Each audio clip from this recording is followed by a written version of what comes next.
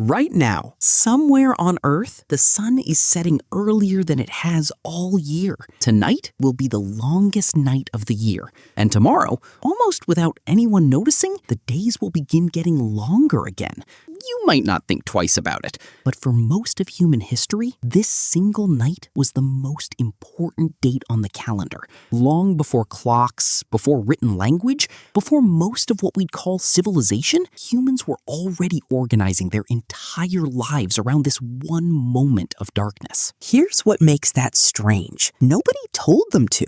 There was no central authority broadcasting the date, no shared calendar connecting continents, and yet, across cultures that never met, never traded, and in some cases didn't even know the others existed, humans independently arrived at the same conclusion. This night mattered, and it needed to be marked. Let's start with the oldest evidence we have. In Ireland, around 3200 BCE, a group of people built something called Newgrange, a massive earthen mound containing a long stone passage leading to an inner chamber.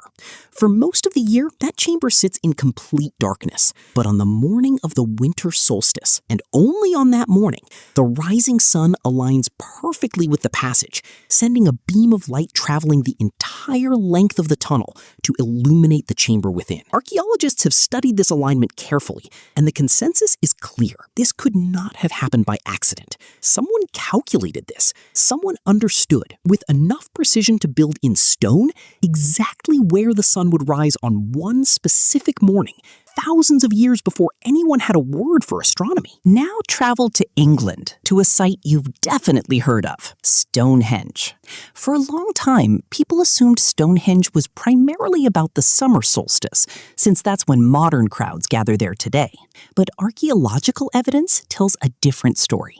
Excavations at Durrington Walls, the settlement that housed the workers who built Stonehenge, reveal enormous quantities of animal bones from large-scale feasts, and the timing of those feasts lines up with midwinter, not midsummer.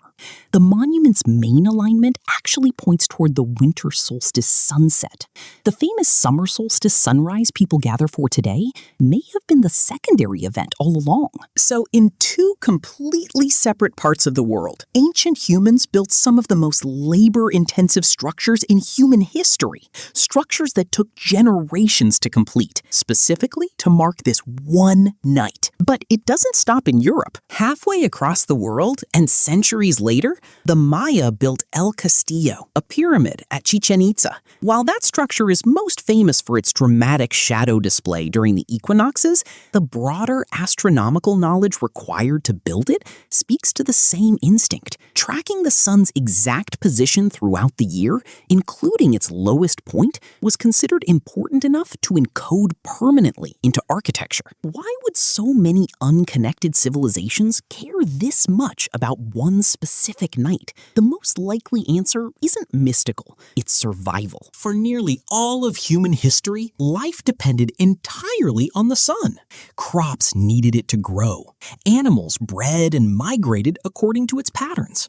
Without electric light, the length of the day determined how much could physically get done before darkness made work dangerous or impossible. As autumn turned to winter, early humans would have watched daylight shrink day after day, with no guarantee it would ever stop shrinking.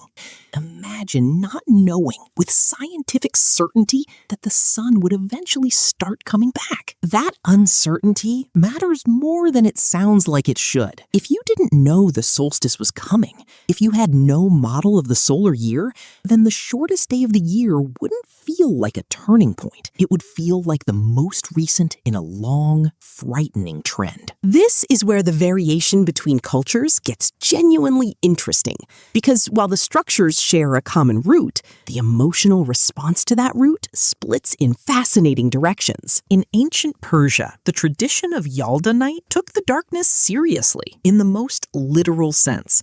Ancient Persians believed evil forces were strongest precisely on the longest, darkest night of the year.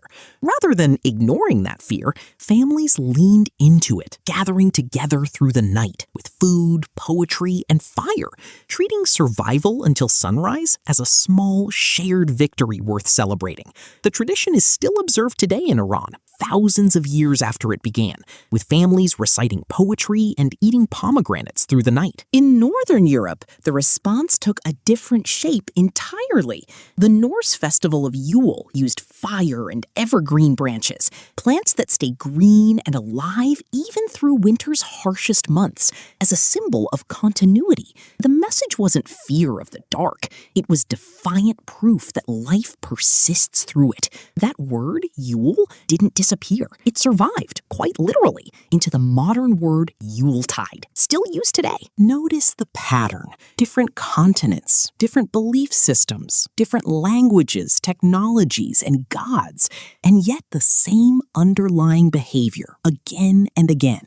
Gather people together, light a fire, and wait out the darkness as a group, rather than alone. That detail might be the most important one in this entire story. Across nearly every solstice tradition we have evidence for, the response to the year's longest night wasn't isolation. It was gathering, feasting, light, companionship.